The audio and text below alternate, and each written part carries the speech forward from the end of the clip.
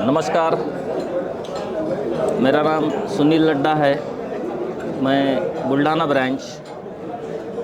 साथियों, आज एक शेयरिंग आप लोगों के साथ में करना है कि एलआईसी एजेंसी हमें क्यों करना चाहिए।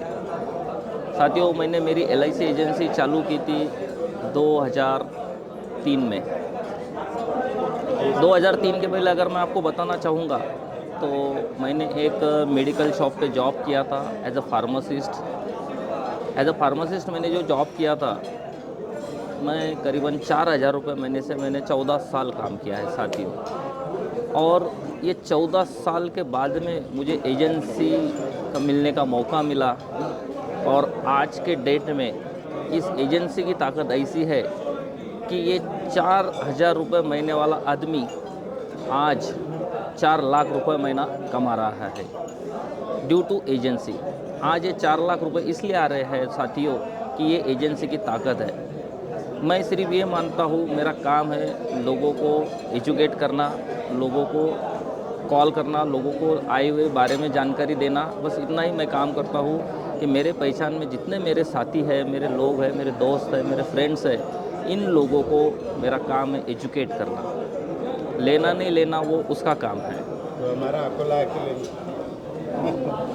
और जैसा कि मैंने आपको बताया कि 4,000 रुपये महीने वाला आदमी आज 4 लाख रुपए कमाने वाला हो गया है, तो इसके पीछे मेरा काफ़ी सेक्रीफाइस है।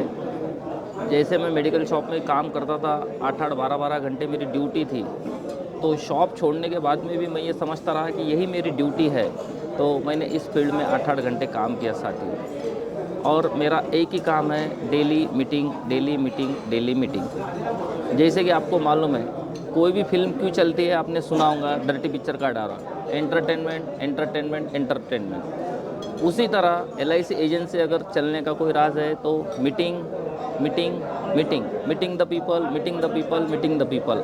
बाकी कोई एलआईसी एजेंसी में राज नहीं है। अगर इस एक राज को आप जान गए तो एलआईसी एजेंसी में आप लाखों रुपए महीना कमा सकते हो। Thank you very much. Sir एखादा कोई यूनिक पॉइंट बताओ ना जो आपने सिखाया और अपने दर्शकों को ये वो पॉइंट अगर पकड़ लिया तो आपको एक इमीडिएटिव बनने में उसको आसान हो जाएंगे, क्योंकि अभी जनवरी महीना है तो दिसंबर तक करना है। सिर्फ एक राज एमडीआरटी के लिए तो कोई बड़ा राज नहीं है। मैं जैसे पहले बताया कि डेली मीटिंग, एमडीआरटी बोले तो आपको आपके क्लाइंट को कोई प्लान सेल नहीं करना, मैं तो कंसेप्ट सेल करता हूँ कि भाई मेरे जो क्लाइंट्स है, मेरे जो साथी है, मेरे जो नेबर्स है, इसके किसकी बिटिया की शादी करवाना है, किसी का रिटायरमेंट प्लानिंग करवाना है, या किसी को एजुकेशन प्लानिंग करवाना है। बस यही बेस पे मेरा काम चलता है कि भाई इसको वाई इंश्योरेंस, इसको इंश्योरेंस क्यों लेना चाहिए। अगर ये हमने समझा दिया कि भाई इसको इंश्योरेंस की क्यों ज़रूरत है, अगर आप इंश्योरेंस बेचने जाएंगे तो इंश्योरेंस कभी ही नहीं लेगा। लेकिन अगर हम कुछ उसको कंसेप्ट बताएंगे कि भाई इंश्योरेंस उसके लिए क्या काम कर सकता है लाइफ में, जैसा मैं लोगों को बोलता हूँ कि भाई इंश्योरेंस अगर आपका नहीं है तो आपका कुछ भी नहीं है। इंश्योरेंस की वजह से आपकी प्रॉपर्टी बच सकती है, इंश्योरेंस की वजह से आपकी सारी कमाई बच सकती है। वो इस तरह है कि भाई मैं लोगों को बताता हूँ, एक ही बात बताता हूँ कि अगर इंश्योरेंस आपने कई लोग बोलते हैं प्रॉपर्टी प्रॉपर्टी प्रॉपर्टी, जैसे प्रॉपर्टी ली है, लेकिन आज मुझे बताइए इस प्रॉपर्टी की कीमत कब तक है, जब तक आप कुर्सी पर है। जिस दिन आप इस कुर्सी पे नहीं रहेंगे तो यही प्रॉपर्टी की कीमत लोग 4 गुना कम कर देते हैं, लेकिन आज उसकी कीमत उससे कई गुना है। लेकिन अगर उस आदमी को कल कुछ होता है और इंश्योरेंस का करोड़ों रुपया उसके घर में आता है तो उस प्रॉपर्टी के परिवार वालों को हाथ लगाने का काम नहीं गिरेगा, इसीलिए उसकी प्रॉपर्टी की वैल्यू 4 गुना से 8 गुना हो जाएंगी। तो ये इंश्योरेंस का कंसेप्ट मैं लोगों को समझाता हूँ कि इंश्योरेंस तुम्हारे ज़िंदगी में क्या मायने रखता है। इंश्योरेंस से आपकी प्रॉपर्टी बच सकती है, इंश्योरेंस की वजह से आपका गोल्ड बच सकता है, इंश्योरेंस की वजह से आपका घर बच सकता है। इंश्योरेंस से कोई भी विडो आज हम समाज में देखते हैं कि आज हम एक ऊंचे लेवल पे रहते हैं और कुछ होने के बाद में, जैसा घर का कोई करता धरता चले जाने के बाद में उस विडो को बेचारे को बाहर जाके काम करना पड़ता है। लेकिन वही अगर इंश्योरेंस रहता है तो वही क्लास, वही लेवल में वो रहती है जहां वो पहले लेवल में थी। अदरवाइज़ वो सुपर रिच से रिच क्लास में आती है, रिच क्लास से मिडिल क्लास में आती है और मिडिल क्लास से लोअर क्लास में जाती है।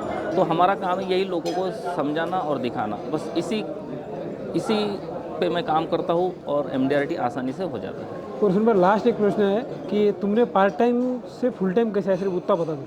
हाँ, पार्ट टाइम से फुल टाइम तो इस तरह से आया सर कि जैसा मैंने पता है कि मैं मेडिकल शॉप पे जॉब करता था, तो मेरी मेडिकल शॉप की जो ड्यूटी थी, मैं सुबह 10 बजे जाता था और रात में 8:30 बजे तक मेरी ड्यूटी थी।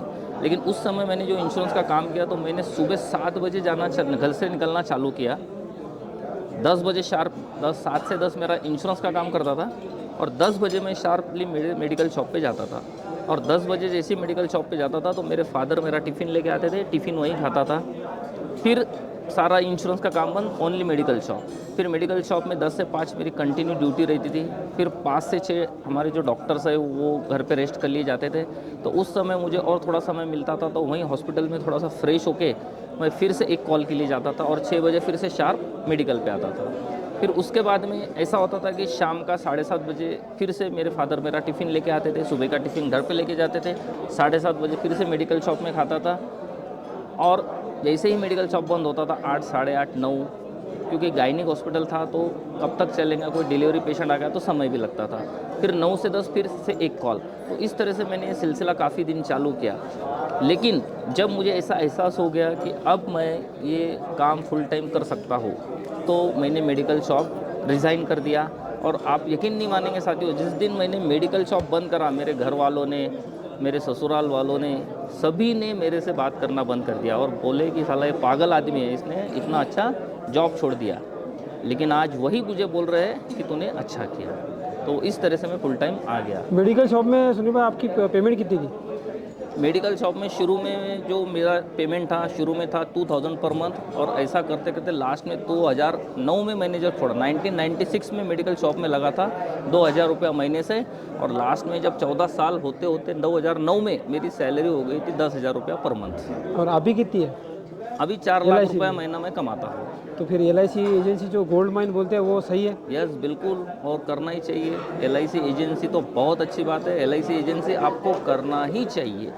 और एक आखिरी सवाल जो क्या आप गुरु मंत्र देंगे एक आखिरी 2 शब्द में?